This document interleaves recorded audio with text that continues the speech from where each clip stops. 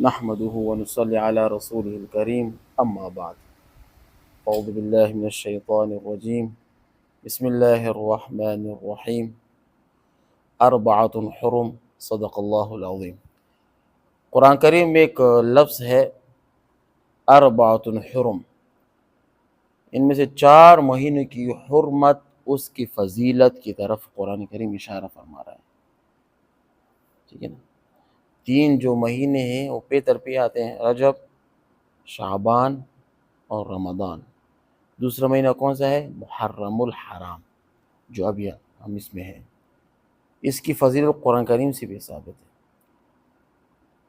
اس کی فضیلت کچھ بہت سی بنا پر اس کی فضیلت آئی ہے۔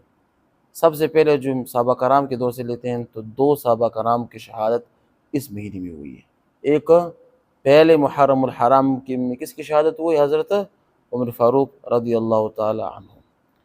پھر 10 محرم الحرام میں شہداء کربلا جو 72 تھے، امام حسین رضی اللہ تعالی عنہ کی جو خاندان سمیت شہید ہو گئے، وہ 10 محرم الحرام کو ہوئے تھے۔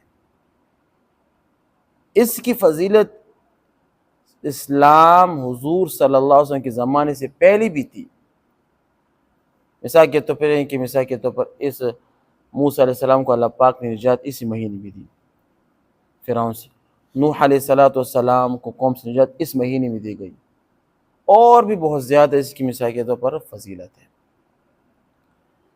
یہاں پر جو مثال کے اس مہینے میں بعض لوگ کیا کرتے ہیں، من گھڑت سی چیزیں کرتے ہیں، یا مثال کے طور روایات اپنے آپ سے لیتے ہیں کہ اس مہینے میں مثال شادی نہیں کرنی۔ اب اس مہینے میں شادی کا کیا کام ہے؟ دیکھو، شادی جو ہے ہر مہینے، ہر وقت، 12 مہینے میں ہر دن آپ کر سکتے ہیں۔ کہتے کہ اس مہینے میں شہداء آئے ہیں، شہید آئے ہیں، تو شادی کرنے سے برکت نہیں، اب نحوست آ جاتی ہے۔ غلط بات ہے۔ میں نے خود اپنے شادی تقریباً 13 محرم الحرام کو میری شادی ہوئی تھی، 13 محرم الحرام کو میں نے کی تھی شادی۔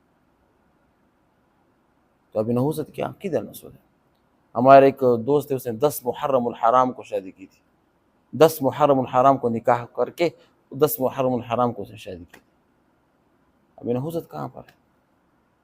کہتے کہ اس مہینے اپنے کالے کپڑے پہننے، یہ من گھڑت روایات ہے، کچھ بھی نہیں ہے۔ اب اس مہینے میں مثال کے طور پر آپ نے سبیل لگانا ہے، لوگوں کو شربت دینا ہے، ان لوگوں کو شربت تقسیم کرنا ہے گھروں میں، یہ سب من گھڑت روایت ہے، اس سے کوئی کام نہیں ہے۔ ہاں، اس کی ایک فضیلت ہے کہ اس میں جو 2 روزے ہیں نا، 2 روزے، 9 محرم الحرام، 10 محرم الحرام، ان روزوں کی بہت ہی زیادہ فضیلت ہے، یہ بلکہ سنت تک اس کی مقدار ہے۔ بعض روایت میں یہ آتا ہے کہ رمضان مبارک کے روزوں کے فرض ہونے سے پہلے مسلمانوں پر یہ 10 محرم الحرام کا روزہ فرض تھا، یہ بھی آتا ہے، ٹھیک ہے نا۔ اور 10 محرم الحرام کو یہودی بھی روزہ رکھتے، کیوں رکھتے تھے؟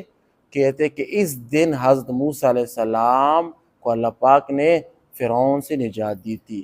جب حضور صلی اللہ علیہ وسلم مدینہ آئے تو یہ فرمایا کہ میں تم سے زیادہ موسیٰ علیہ السلام کو ماننے والا ہوں، میں 10 محرم الحرام کو بھی رکھوں گا، یا اور 9 ایک روزہ اور بڑھاؤں گا، یا تو 9 محرم الحرام یا 11واں محرم الحرام، میں 2 روزہ رکھوں گا۔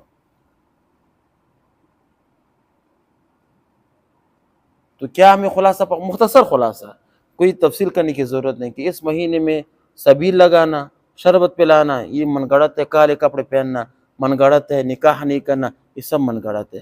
اس مہینے کی فضیلت میں کیا سب سے اعلیٰ چیز کیا ہے؟ 2 روزے رکھنا۔ کون کون سے روزے رکھنا؟ 10 محرم الحرام، 9 محرم الحرام، ایک یہ۔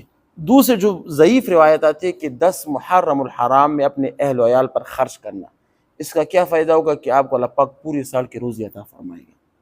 یہ روایت ہے لیکن یہ ضعیف ہے، کچھ نہ کچھ اس کا گزارا ہے۔ تیسری چیز کیا کرنا کہ 10 محرم الحرام کو قبر پر جانا، اپنے جو آبا و اجداد آپ کے جو فوت ہو گئے نا، قبرستان جانا، اس کی بھی روایت ہے لیکن یہ ضعیف ہے۔ سب سے مضبوط روایت کس کی؟ 2 روزہ رکھنے کی۔ اس کے بعد کیا ہے؟ اپنے اہل و عیال پر اس 10 محرم الحرام کے دن پر کیا خرچ کرنا، اور تیسری کیا ہے کہ قبرستان جانا۔ یہ کچھ نہ کچھ یہ ملتے ہیں، باقی سب چیز کیا ہے؟ من گھڑت ہے، اس سے پرہیز کرنا چاہیے، ٹھیک ہے نا۔ وآخر دعوانا ان الحمدللہ رب